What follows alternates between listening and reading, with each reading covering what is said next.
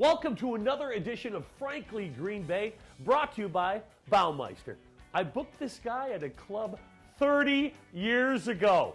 Ladies and gentlemen, one of my favorite bass players, Mickbass Maloney.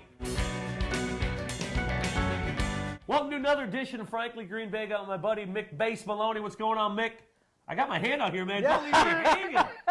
You know, I was just walking by and you're just walking by. I thought you'd stop in. Yeah, I wanted to see where your place was. I your new booked place. you, if you remember, the year was 1989 at a place called Fox Hills Resort. Do you remember that? No.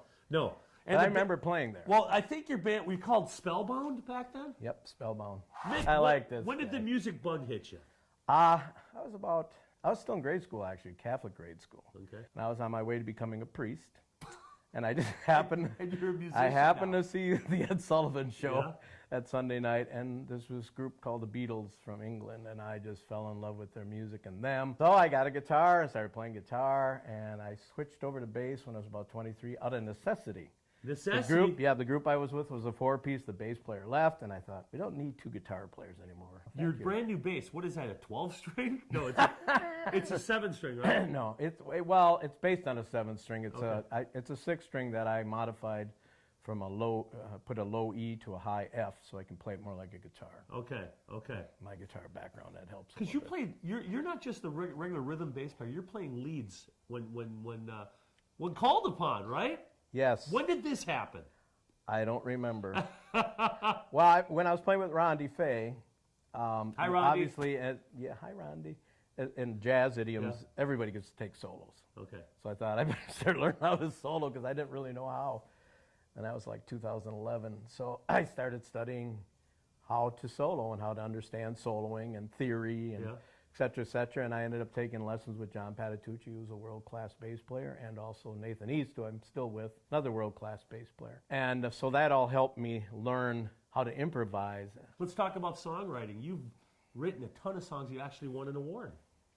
Yes, Rondi had sent this in. It was a song her and I had co-written. I had actually done the music and the melody, and she had written the words back then, 2012, 14, I don't remember. And I didn't know about it, and she sent it to Berkeley College and whatever else was involved in that, and it won. You know, you're retired. You say you're retired, but you're still playing in 5 bands now. Let's go through them real quick.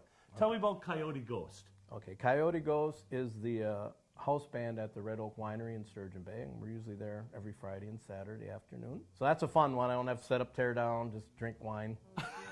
And play. Loose Wheel. That's a newer group that kind of came out of that, and they'll come in as guest artists and also finish off the house gig thing at the Red Oak. And, You're doing a gig with Daddy D Productions. Yeah, they gave me a holler the other day and asked if I could come and fill in May at Riverside, so I'm doing the country show for them. And church, talk about church, where you play at. Prince of Peace. It's a Lutheran church up in Sturgeon Bay. I've been there since like 2009. Wow. Playing, that is playing bass for that. So you're retired. Yeah. So, Mick, if people want to get a hold of you to see where you're playing out or how they can get a hold of you, how can they do that? I'd rather they didn't. So if you want to see this guy, check out Frankly Green Bay because we'll post all those things. Mick, thanks for joining me, my you're friend. welcome. Hey, join Pleasure. us next week as we bring you another creative person from northeastern Wisconsin.